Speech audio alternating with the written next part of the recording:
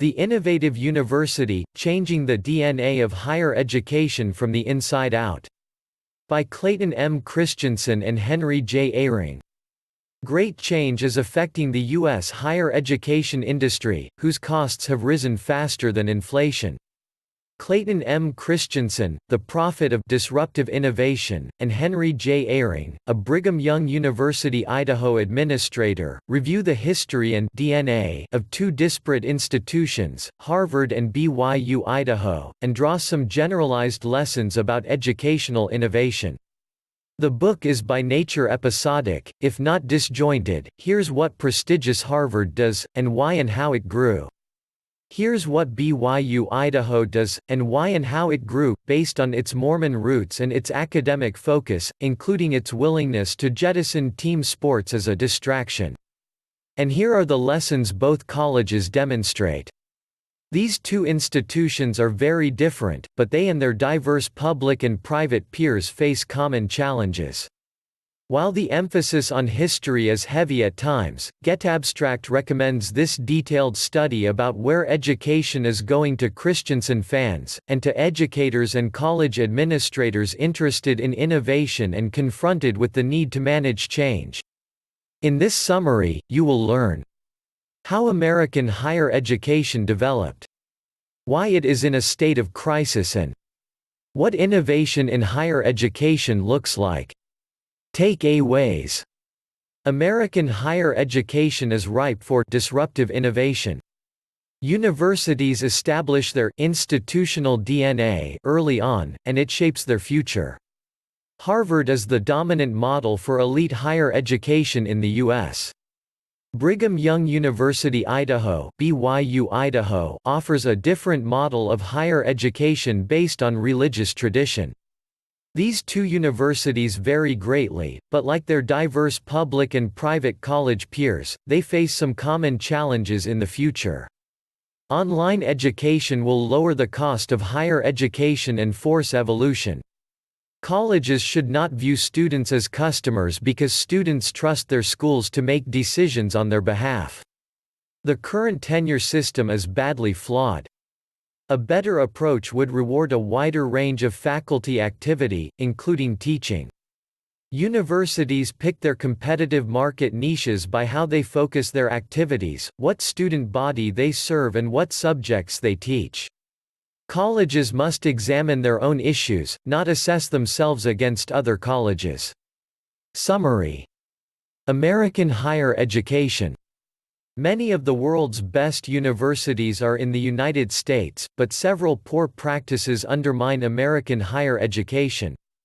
Completing a 4-year degree can take students up to 5 or 6 years. As students progress, they accumulate massive debt, but they have no guarantee of getting a job upon graduation. Tuition fees and the costs of education are rising, but professors are underpaid while schools spend money trying to attract the best student customers. For the vast majority of universities, change is inevitable. The public is losing faith in American colleges and blaming faculty members and everyone else, but traditional universities' problems often are the same as those affecting other mature enterprises operating in established markets. Any large, settled organization with a history of achievement will have difficulties changing long-standing, functional strategies, regardless of how necessary change is or how good their new ideas are. Colleges develop an institutional DNA that determines how they operate, respond to changes in the marketplace, and innovate, if they can. Multiple factors shape institutional DNA, including the intent of the school's founders, shifts in the educational environment, and the institution's history. Some influential colleges serve as models for others in various ways.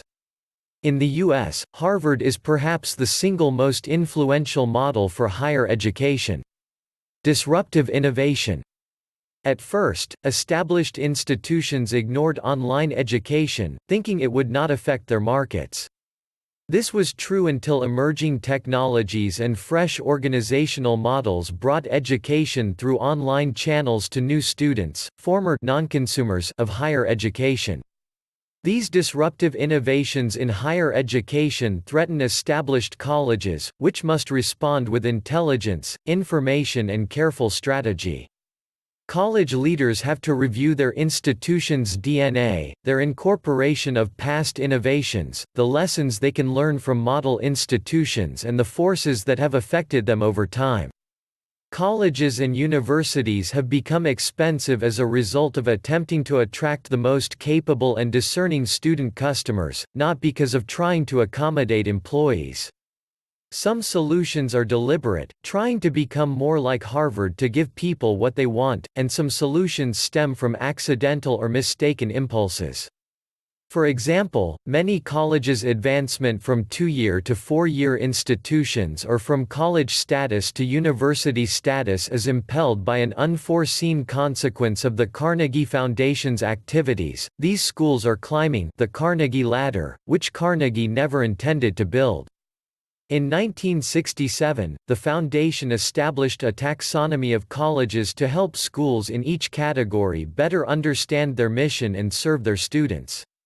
But since the foundation listed America's most prestigious colleges in just 2 categories, many schools now aspire to enter those ranks, so they use the taxonomy as a scoring system. They often end up in the same place, aspiring to emulate Harvard. Harvard was founded in 1636 to advance all good literature, arts and sciences. Its leaders looked to England's Newtown, renamed the University of Cambridge, as a model and as a source of institutional DNA. Harvard admitted only young men. Classes were small, with face-to-face instruction and a close connection between students and the small, generalized faculty. Harvard emphasized moral character. Many of its students planned to enter the ministry.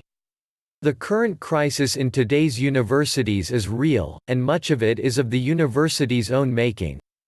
In 1708, John Leverett became the first non-clergyman Harvard president, shifting Harvard's DNA to a more secular orientation.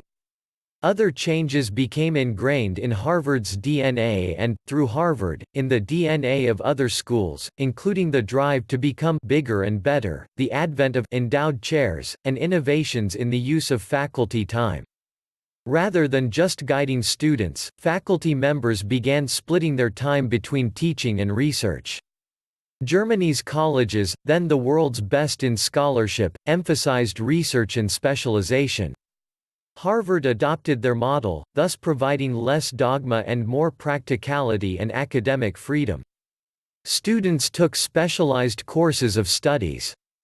Harvard organized its faculty into departments, encouraged narrowly focused research, and shifted its funding model from state support to tuition and, later, from tuition to donations. University DNA is not only similar across institutions, it is also highly stable, having evolved over hundreds of years.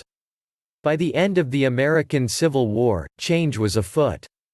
Conservative Harvard had a new president, Charles Eliot, who began revitalizing the college. He introduced elective courses, established graduate schools and increased faculty governance.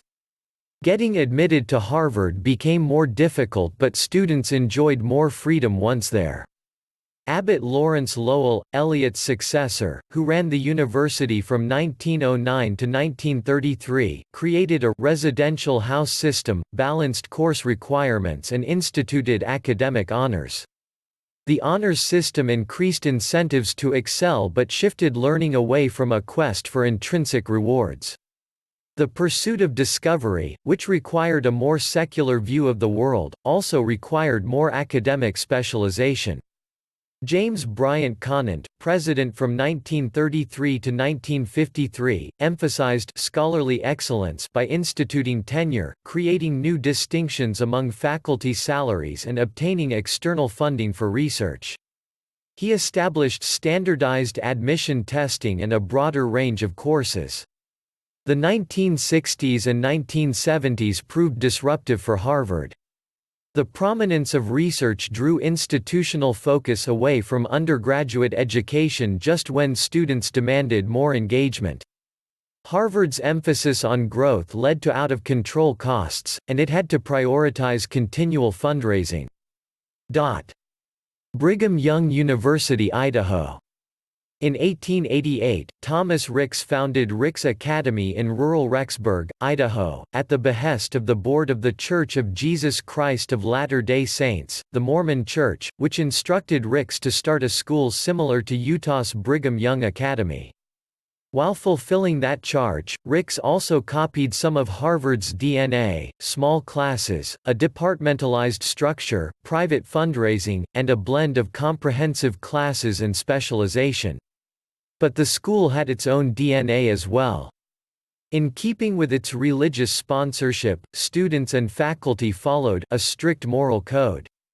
The college focused on younger students, offering no graduate programs. It had open admission and offered summer classes to serve more students. The faculty emphasized teaching, not research. Even universities that can afford to compete Harvard-style must wrangle over the same limited pool of extraordinary students and scholars. Like Harvard, Ricks evolved over time. In the early 20th century, it began shifting from a high school and college prep program to a 2-year college curriculum. Admissions became more competitive. After World War II, when returning veterans needed a college education, Ricks president John Clark, who took over in 1944, built new classrooms and housing. Ricks embraced a 4-year structure, with several divisions that functioned like colleges in other universities. In the 1950s, Ricks enlarged its campus and built a new football stadium. It offered a convenient, engrossing student life on campus and more specialization, but at greater operating cost. In addition to facing funding challenges, many institutions are also ripe for disruption by lower-cost providers of higher education. Under President Henry Hal Eyring in the 1970s, Ricks reorganized, reduced the number of athletic teams and applied principles of frugality to emphasize its core mission. This included explicit attention to the spirit of Ricks, the DNA. The school wanted faculty to engage actively in students' lives as surrogate parents and mentors. With its religious foundation, Ricks saw teaching as a moral act. The new path emphasized practical training options and cut expenses by eliminating salary distinctions among faculty members, but it cost the school prestige. Each institution will need to make unique trade-offs, and some members of the university community will be affected more than others. When David Bednar became president in 1997, disruptive outside forces and Ricks's own successes threatened the school. Its sports teams won national titles, but the athletic department ran a deficit. Bednar led an extensive review, refocusing on serving more students at higher levels without raising costs. Ricks became a 4-year college with a new name, Brigham Young University-Idaho, and adopted aspects of a typical 4-year college, including more specialization and more private fundraising. It launched online learning, offered year-round classes, eliminated competitive sports and added internships. BYU-Idaho engaged students with a new emphasis on peer-to-peer learning and gave faculty members more responsibility. Contemporary evolution and core choices in higher education. Universities blend education with memory and mentorship, which are the core aspects of tradition, through their resources, their physical campuses and their faculty members, who offer both knowledge and human connection, but even in these areas, change is on the march. Accreditation has become focused on learning outcomes and more accepting of online delivery. Secondary school students now take college classes while still in high school. Going to college might be literal, moving to a dorm on campus, virtual or a hybrid of the two. Students will play a larger role in designing flexible, modular and less expensive degree programs. The dichotomy between prestigious colleges and online colleges will dissolve, as good schools like Southern New Hampshire University offer the best aspects of online learning. Market competition will steadily increase in online education, where more oversight will increase quality control. University communities that focus their activity and measure success in terms of absolute performance rather than relative rank can enjoy a bright future. The same forces threatening higher education offer opportunities to improve it. Colleges must do what they teach their students to do, face the evidence and ask deeper questions. What do universities do particularly well? They support discovery, they expose students to knowledge, they give direct instruction in the tools for independent inquiry, they provide space and money for research. University research led to advances like computer chips and search engines, which enabled online colleges to thrive and threatened traditional colleges. To survive increasing competition, most universities need to be both more student-focused and more narrowly focused in their academic offerings. How colleges focus their activities, which students they serve and what subjects they teach determine their competitive market niches. As colleges consider these options, they must take their students' best interests into account. They cannot view students as customers, because students trust colleges to make the best decisions for them. And, if traditional colleges exclude students from decision-making, emerging for-profit institutions will take away some of their market share. Students don't go to college only to master academic subjects, they go to engage more deeply in managing their lives, grapple with ethical issues and find ways to apply their growing knowledge to improve society. Even as traditional colleges reduce their expensive array of courses and focus academically, they must widen their engagement in ethics. The university's people, especially its faculty members, are both the bus's engine and its brakes. Before any new direction is charted, they must be assured of their voice and safety in the journey. At top traditional colleges, published research was once the gauge of faculty quality. That made sense, because published articles and books are quantifiable while teaching is hard to measure. This model has proved insufficient for schools that don't produce remarkable research. Colleges must offer new measures of accountability and new incentives because the current STAR system creates a division between tenured and adjunct professors, discourages faculty from emphasizing the activities students need most, and doesn't sufficiently reward ongoing teaching. Supportive success measures. As universities reflect on who they are and what they should be, they must honestly evaluate their own quality. Colleges should stop measuring themselves against each other and instead measure how well they meet students' needs and serve their larger communities. Some institutions should shift focus, and some should discontinue specific programs. This won't be easy. Traditionally, faculty members fight to protect their individual projects from budget cuts. Making these decisions will require different kinds of trade-offs campus by campus. It is necessary to step back, and rethink the traditional university. University leaders at this pivotal time must find ways to keep their best people and to deepen their faith in their institution's future. They need to narrow their focus, even if it means getting some members of their organization to shift their activities and incorporating appropriate technological options strategically into existing operations. Some schools should, for example, expand beyond exclusively face-to-face instruction and add online classes. Leaders may need to reconfigure research to involve undergraduates in the discovery process. No matter what direction leaders choose, all will need supportive success measures. This audiobook recording is exclusive for this YouTube channel. Don't forget to subscribe and hit the notification button so you'll get updated on our next upload. If you liked the content of this audiobook, press the thumbs up button and say it in the comments below. Do you want to listen to a summary of a book we haven't covered in the past? Say it in the comments or send us an email. Check our other uploads, and as always, enjoy learning.